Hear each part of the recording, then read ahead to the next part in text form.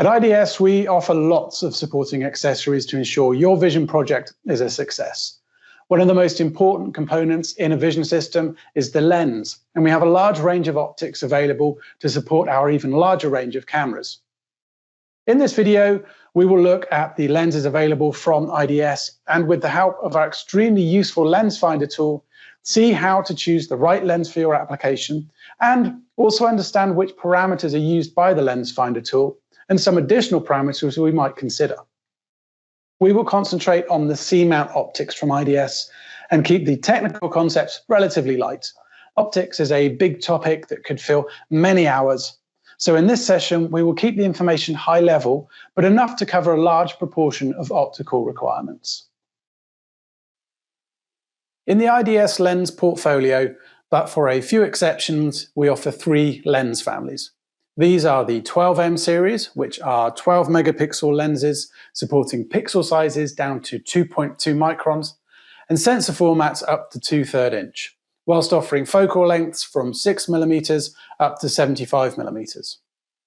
The 20M series, which are 20 megapixel lenses, support pixels of 2.4 microns and sensor formats up to 1.1 inch, with focal lengths from 8.5mm to 75mm. And the MA series, which is our macro lens, offering support for 3.45 micron pixels and sensor formats up to 1.2 inch, with focal lengths from 25mm to 75mm. There are a few additional options within the IDS range, offering shorter and longer focal lengths, and one macro zoom lens option also. And these cover the large majority of lens requirements. The part number reveals key specification details. After the IDS prefix, Section 1 shows the maximum resolution sensor the lens supports. Here it is 20 megapixels. Section 2 shows the maximum optical format. Here 11 represents 1.1 inch, and in other cases we see 23, meaning 2/3 inch. The C refers to this being a C-mount optic, and then the final 2 sections indicate the focal length, here 16mm, and the largest aperture size or lowest f number, here f2.8. The IDS website includes a useful lens finder utility, and in most cases this provides the optimum selection process. We need only select the camera we are using, and this is done automatically if you click through from the camera product page, and then enter the field of view requirements, either the horizontal or vertical size of the area we are imaging and the required working distance between the camera and the object. Or, if we happen to know the focal length required already, we can enter this along with the desired working distance. When entering the desired image size, it is important to ensure that the resulting imaging area will cover the area of interest entirely without cropping out some useful information. This can be complicated to determine as different sensors have different aspect ratios. So if working with a rectangular or elongated target, such as a car, we might work with the horizontal field of view to ensure that we do not crop the edges of the object. If our target is a square or circular object, like this wheel, it makes sense to use the vertical field of view for the calculation to ensure the object is completely contained in the image, including any extra area to accommodate any misalignment. In the end, we need to look at the results of the Lens Finder tool to confirm we have a suitable field of view. Then by clicking Find Lens, we see the lens suggestions, and we can filter the results to only the IDS lens options.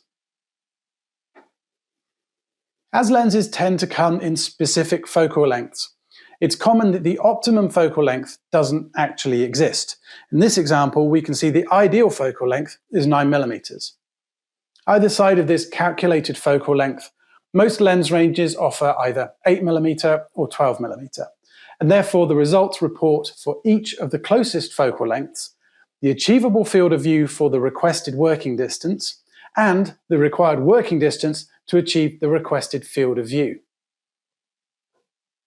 It is useful to have this information, as it may be critical for the application that the field of view must be as it is entered in the lens finder, but there is flexibility on the working distance. Or maybe the working distance is fixed because of the mounting position available, but there can be some flexibility on the field of view. Based on this, we can make an informed selection. The lens selector will only recommend lenses that are suitable for the selected camera, considering the sensor format, the sensor pixel size, the desired working distance to the object, and whether it is a monochrome or color sensor.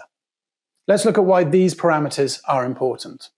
Any conventional lens projects a circle, and that circle ideally covers the full sensor area, so we have an even intensity across the image sensor, and we use the best part of the lens for optimum optical performance.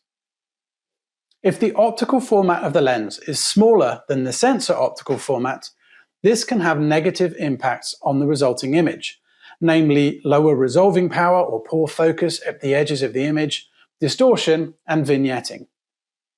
Vignetting, which is another word for shading, can occur anyway, for both optical and mechanical reasons. For example, optical vignetting occurs in any optical system due to light rays spreading out more the further away from the center of the optic the light strikes. And this effect is strongest in wide-angle lenses and when using larger apertures. You can get some idea of this from the relative illumination measurement plot in the optical specifications for a lens, where the y-axis shows the relative illumination and the x-axis shows the distance from the center of the lens. Mechanical vignetting occurs when parts of the optical system block the light path, causing the lens to project a smaller image circle. Lighter shading comes from optical vignetting and is often not noticed or is more easily corrected with image pre-processing. Mechanical vignetting is much harsher, but some lens designs, such as fisheye lenses, accept this as a trait. Optical format refers then to the largest sensor format that a lens can reliably project onto without causing vignetting, or at least without significant vignetting, and without compromising the optical resolution. As long as the optical format is larger than the sensor format, it should provide good illumination over the sensor and use the optimum part of the lens. So we can use a lens specified with a 1.2-inch optical format on a sensor which is 1 inch, but if we use a 2/3 inch optical format on a 1-inch sensor format, we will get shading in the corners of the image and a significant drop-off in the optical performance towards the edges. The second consideration is the pixel format. Any lens will specify a minimum pixel size or pixel pitch. Pixel size is the physical size of the pixel, and pixel pitch refers to the distance between the center of two adjacent pixels. This used to be an important distinction with older sensors, but in modern sensors, as the pixels are square and the micro lenses are high-performing, the values can be considered more or less the same. The minimum pixel pitch or size refers to the optical quality of the lenses and the optic's ability to focus light to a point about the size of a single pixel. The values are in microns, and if the supported minimum pixel size is larger than the actual pixel size of the sensor, the projected point will be spread over an area larger than a single pixel, effectively making perfect focus unachievable. For the highest image quality, the lens should be able to focus light to a point that is about the same size as the camera pixel size.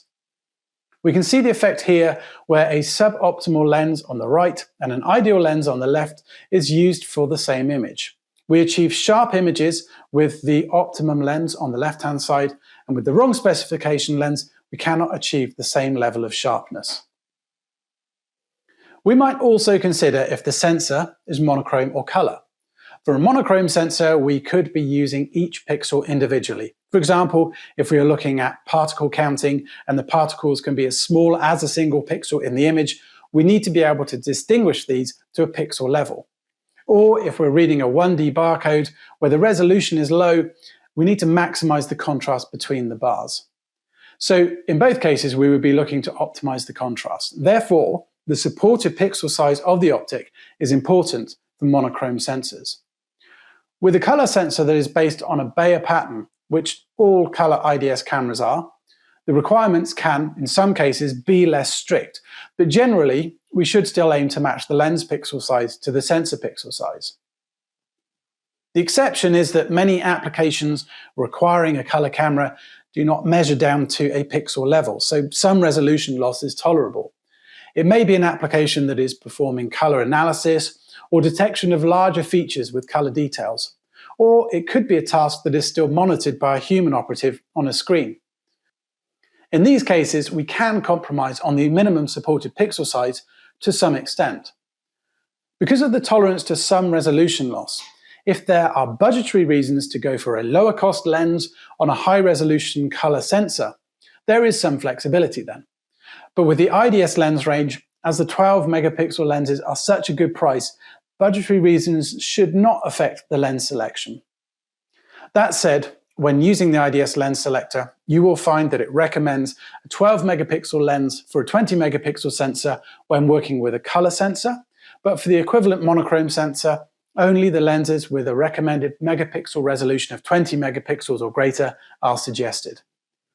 For a color sensor, we would suggest that the lens minimum pixel size can be around 1.2 to 1.5 times the size of the sensor pixel, but this is a case-by-case basis and should always be evaluated for the application. Another consideration that the lens selector takes care of is the minimum object distance of the lens. Each lens has a quoted minimum distance at which it can focus. For example, we can see with the 25mm lens in the 12M and 20M series, the minimum object distance is 150mm. Anything positioned closer will not be in focus. So when considering the application, it is important to know how close the camera must be to the target. Different lenses have different minimum object distances, and there is no specific rule on this other than longer focal length lenses tend to have a longer minimum object distance, but as the lens selector considers this parameter, it will only show lenses that will operate within the range we specify. Most lenses are designed for broad use, for short distances at 100mm, as well as long distance work up to infinity focus. However, because of this, there are some compromises in performance, especially at shorter working distances. And this is why we also have some lenses that are designed specifically for short working distances. This is the MA series. Especially useful when a longer focal length is required to achieve a smaller field of view, but the application also requires a short working distance. The 25mm and 35mm lenses in this series have a minimum object distance of just 50mm. But note also that these lenses have a maximum working distance.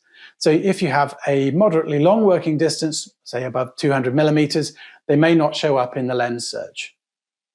The alternative to the macro lens series would be to use close-up rings, which reduce the minimum working distance of a standard lens, but can also have negative effects on the image quality, especially with longer extension tubes.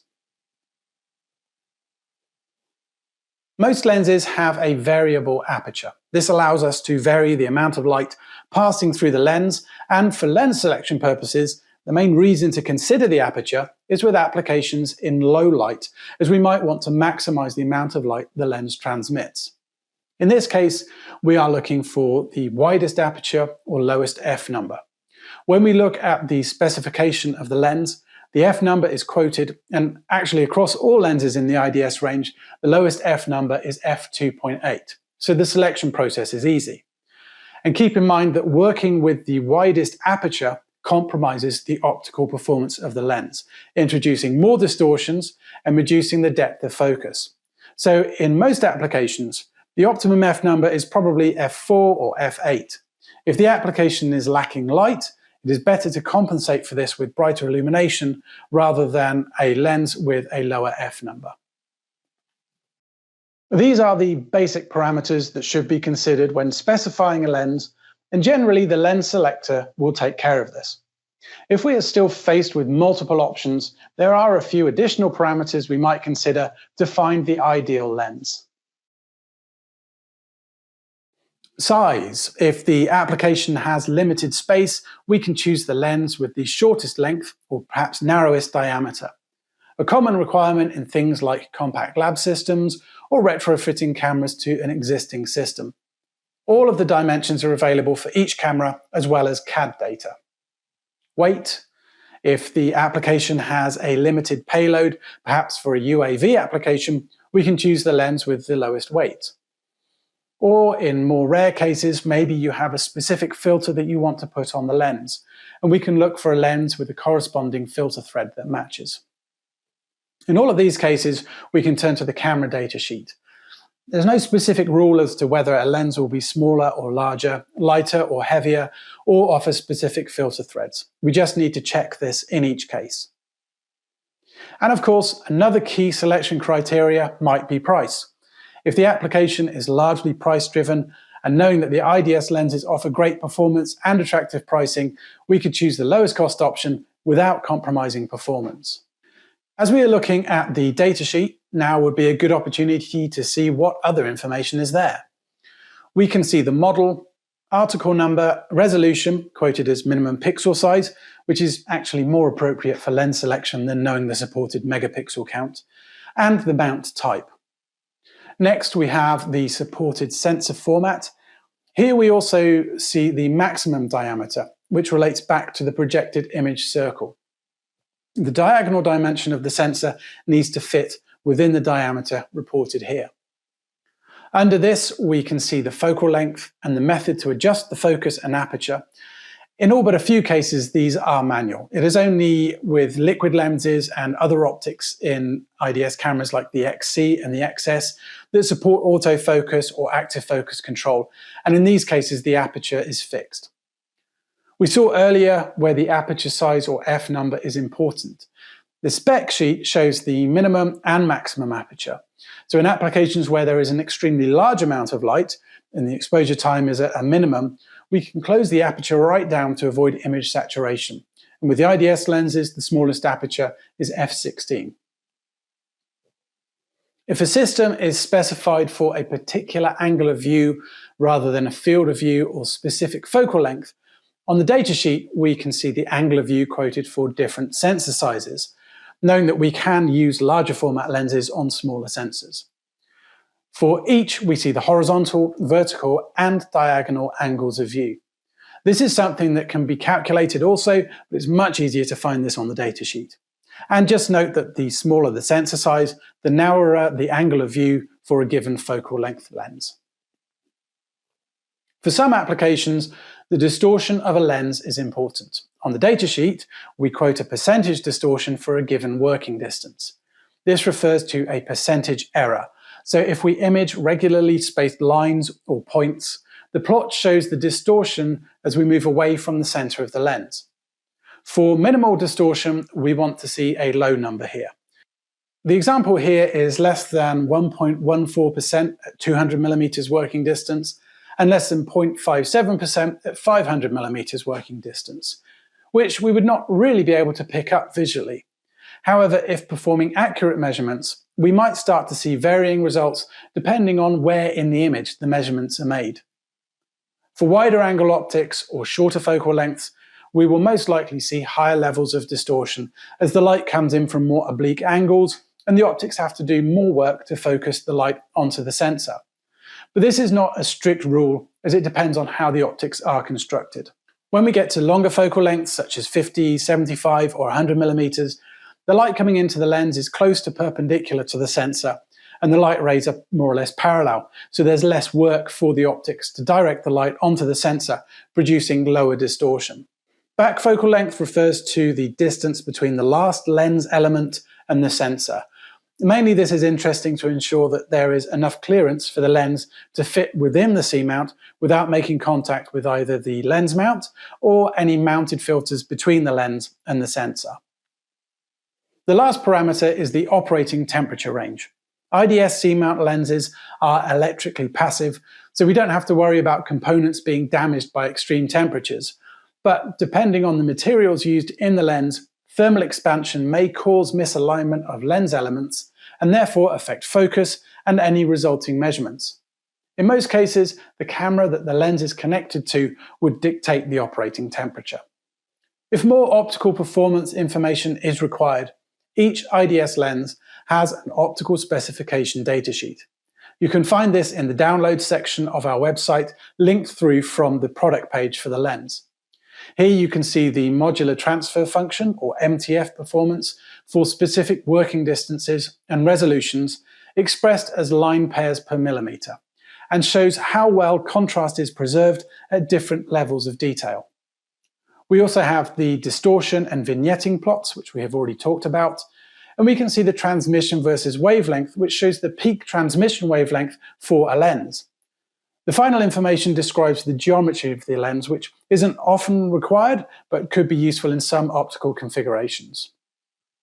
Not to be overlooked, one further advantage of IDS lenses is that they are supplied with a full spare set of locking screws, and each lens includes thumb screws and set screws. In summary, IDS C-mount lenses offer high quality at an affordable price, supporting our entire C-mount camera range. With the recent addition of the MA macro lens series, a wide range of applications are covered with full specification details for advanced users. Coupled with the IDS Lens Finder utility, it is quick and easy to find a complete and cost-effective camera solution from IDS.